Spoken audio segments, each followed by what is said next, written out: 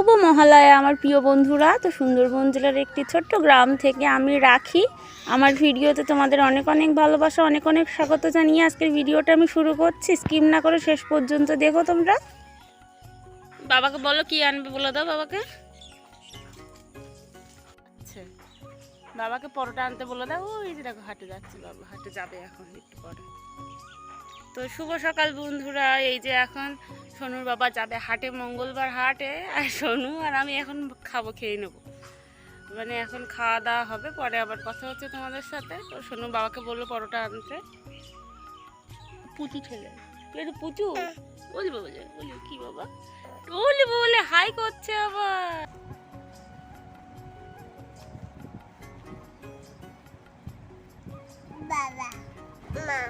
আচ্ছা, তোমার মাম ভালো লাগে খেতে? হ্যাঁ, একটু হাই করে দাও সবাইকে, একটু হাই করে দাও। ওলি বাবা।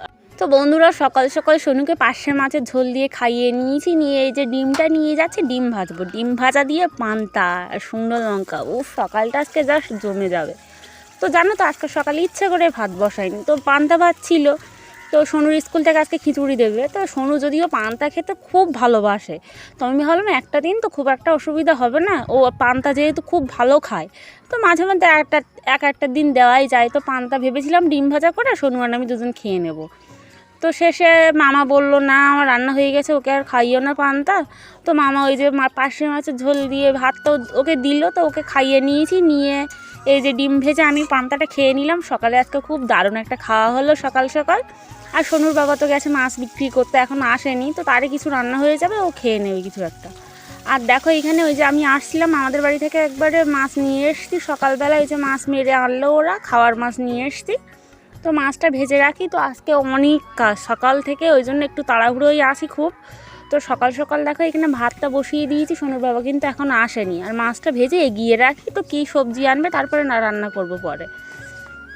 তো এইদিকে মাছ ভাজাটা চলছে, একবার তুলে দিয়ে আরেক পিঠ দিয়ে দিয়েছি মাছ ভাজার। আর ভাতটা হতে থাক, আর তার মধ্যে আমি কেচে ধুয়ে নিয়েছি, নিয়ে এগুলো মেলে নেব।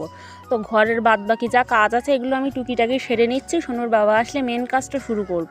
তো সোনুর বাবা এসে আবার ফের যাবে নদীতে জাল পাততে, তো জাল পেতে এসে তারপরে আমি কাজে হাত দেবো। তো কী কাজ করব আজকে সেটা অবশ্যই তোমরা সবাই জেনে গেছো। তো হ্যাঁ বন্ধুরা, আমার এই ছোট্ট কুঁড়ে ঘরের একটা মাটির তৈরি রান্নাঘর, ভাঙাচোরা রান্নাঘর। তো যে যেমনই ভাবো, আমার কিছু করার নেই তার জন্য। তো আমার এরকমই আছে, তো সেটা আজকে একটু ভালো করে সাজিয়ে গুছিয়ে আমি তুলব নতুন করে। তো তোমরা দেখতে থাকো, আশা করছি তোমাদের খুব ভালো লাগবে। আর যদি কেউ আমার মতো বাবা বাড়িয়েছি, যে কি এনেছো দেখি, বাবা কি এনেছি তোমার জন্য শোনো। অনেক কিছু এনেছে। কে খাবে এগুলো, কে খাবে? আচ্ছা আচ্ছা আচ্ছা, দেবো দেখি কি আগে। তো এই যে দেখুন সোনুর জন্য কলা এনেছে, পরোটা এনেছে, মানে পরোটা না খিচুড়ি, পরোটা। আর এই যে কাঁচা কলা রান্নার জন্য,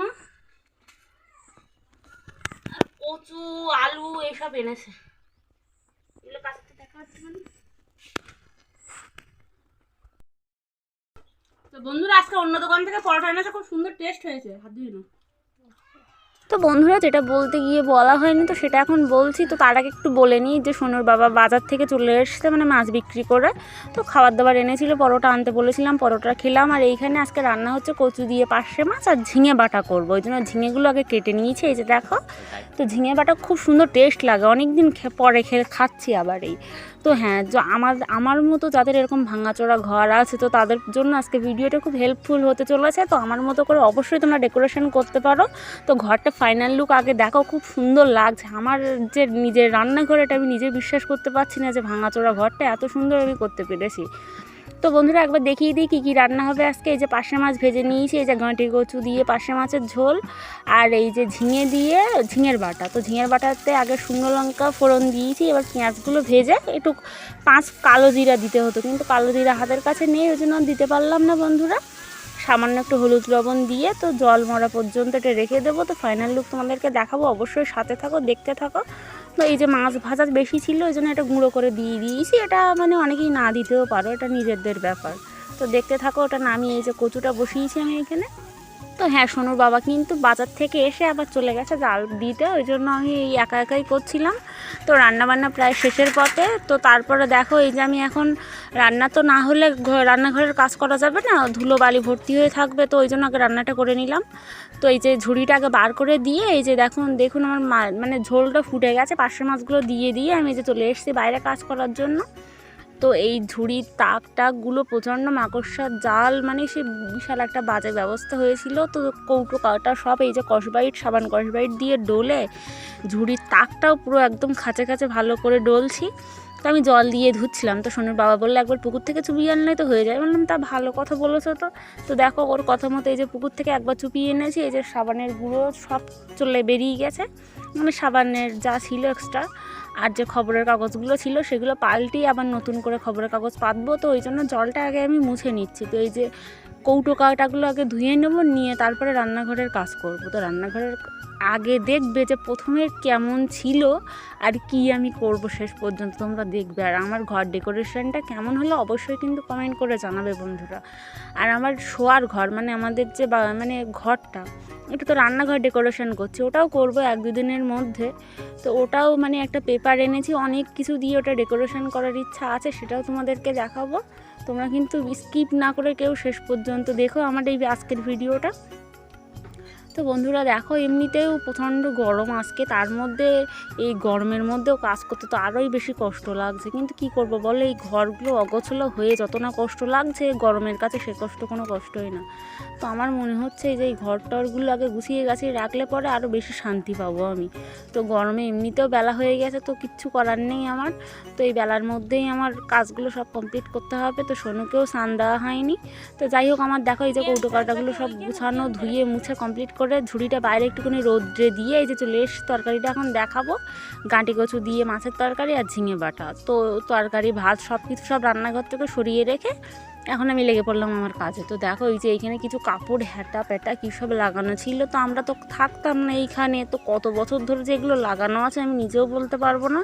তো কি অবস্থা একবার দেখো। তো এই ঘরের পাশেই আমাদের কাঠঘর, কিন্তু এখানে যাওয়ার রাস্তা নেই, ওটা বাইরে দিয়ে যেতে হয়।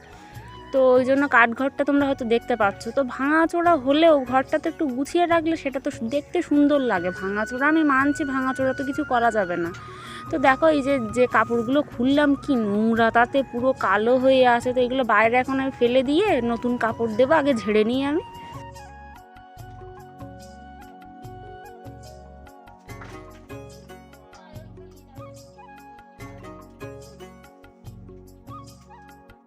আর এই যে এতদিন কাঠঘরে ওই রান্নাঘরে রান্না হতো, ওই জন্য কাঠগুলো সব রান্নাঘরে ছিল, ওগুলো সব এই যে কাঠঘরে দিয়ে আমি ওই ধারের কাপড়টা খুলে দিয়েছি। আর এই ধারের যে প্লাস্টিকটা ছিল এটা খোলার মতন অবস্থা নেই, কিন্তু এটা আমি ম্যানেজ করে নেব, সেটা শেষে দেখতে পাবে তোমরা। তো দেখো এই যে ঝাড়ু দিয়ে উঠোন ঝাড়ু দিয়ে এখানে ঝাড় দেওয়া আমি শুরু করে দিয়েছি। তো ওপরে যা ঝুল বালি যা ছিল সব এখন পড়ে যাবে। আর মানে কালো হয়ে গেছে রান্নাঘরটা, মনে হয় বাঁধার পর দিয়ে এরা একদিনও হয়তো পরিষ্কার করে উঠতে পারিনি বা যাই কিছু হবে।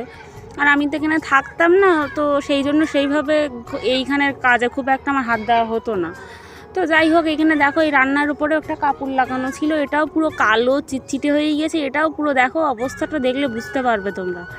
তো এটাও এখন ফেলে দেবো সব, মানে এ যা অবস্থায় ধুয়েও কিচ্ছু করা যাবে না। তো দেখো আমি এখন ভালো করে ঝাটফাট দিয়ে নিচ্ছি, আগে দিয়ে ওপর দিয়ে কাপড় টানাবো, তারপরে এই যে নিচেটা দেয়ালে একটু মাটি ধরাবো।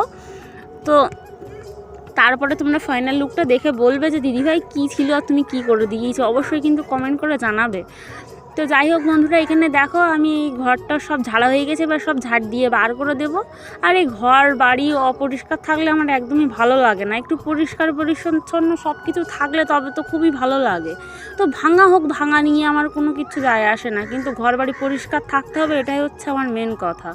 তো কি করব বল, ভাঙা ঘর বাড়ি তো আর কিছু করার নেই তার জন্য। তো যবে সামর্থ্য হবে হয়তো ভালো ঘর বাঁধার মতো পরিস্থিতি হলে অবশ্যই বাঁধবো।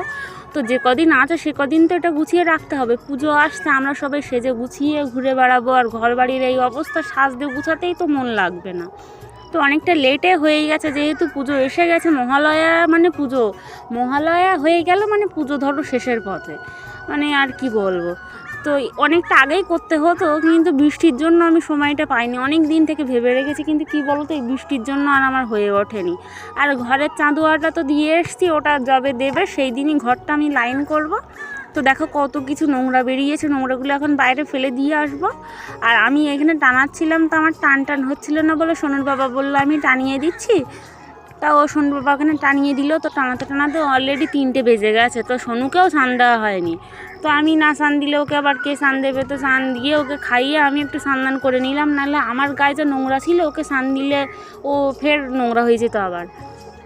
ওই জন্য ওকে স্নান দিয়ে খাইয়ে ঘুম দিয়ে আমি কটা খেয়ে আবার এই যে লেগে পড়েছি কাজে। এবার মাটি ধরিয়ে গোবরটা দিয়ে রাখবো, না হলে সময় আর নেই। কি বলো তো বন্ধুরা, সব গার ওপর এসে গেছে আর গায়ের যেন কেমন একটা জ্বালা পোড়া ধরছে কাজগুলো না গুছিয়ে উঠতে পারলে।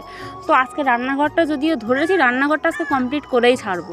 তো এখন প্রায় ঘড়িতে বাজে 4টে বাজতে চলেছে।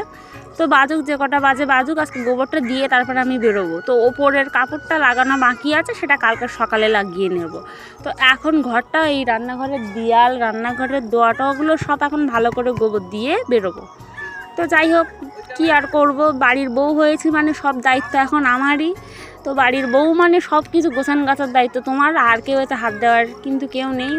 তো দেখো খেয়ে দিয়ে সব চলে গেছে, যে যার মতন থালাগুলো রেখে চলে গেছে। ওইগুলো এখন আমার ধুতে হবে, আগে এগুলো করে নিই। একবার স্নান করার সময় সব ধুয়ে টুয়ে তারপর করব। আর আজকে এত কষ্ট হচ্ছে কি বলবো, সকাল থেকে রান্না বান্না করলাম, তারপর দেখো কত কাজ করে একটু স্নান করে শোবো, যে সে শান্তিও আমার নেই।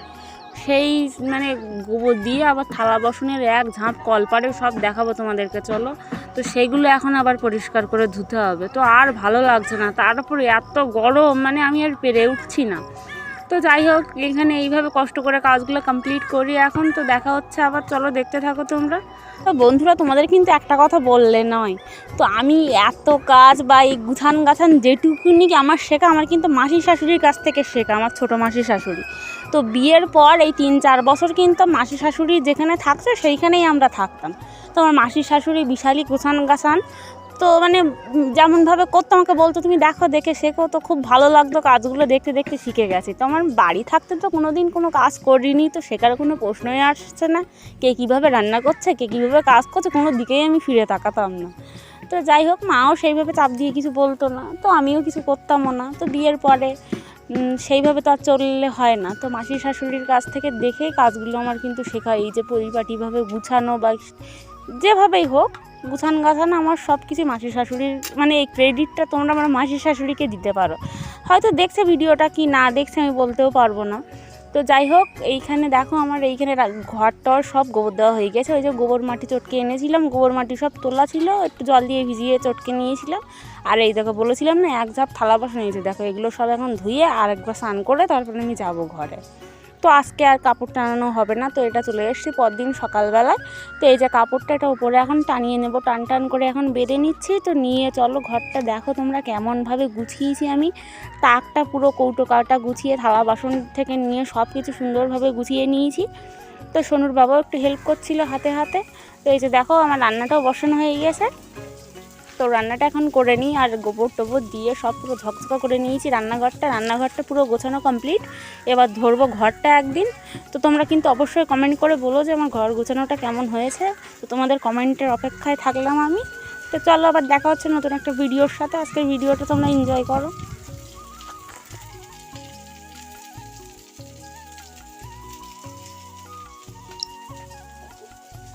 তো বন্ধুরা, এই যে দেখুন রান্নাঘর পুরো ডেকোরেশন হয়ে গেছে। এই যে ওপরে একটা শাড়ি টানিয়ে দিয়েছি, আর এসব সব ধুয়ে টুয়ে সব কমপ্লিট করা ছিল। তো রাত্রে আর ভিডিওটা কন্টিনিউ করতে পারিনি, ওই জন্য পরের দিন সকালবেলা এটা টানালাম আমি। তো কেমন হয়েছে অবশ্যই কিন্তু কমেন্টে জানাবে। তো আজকের মতো ভিডিওটা আমি এখানে এন্ড করছি।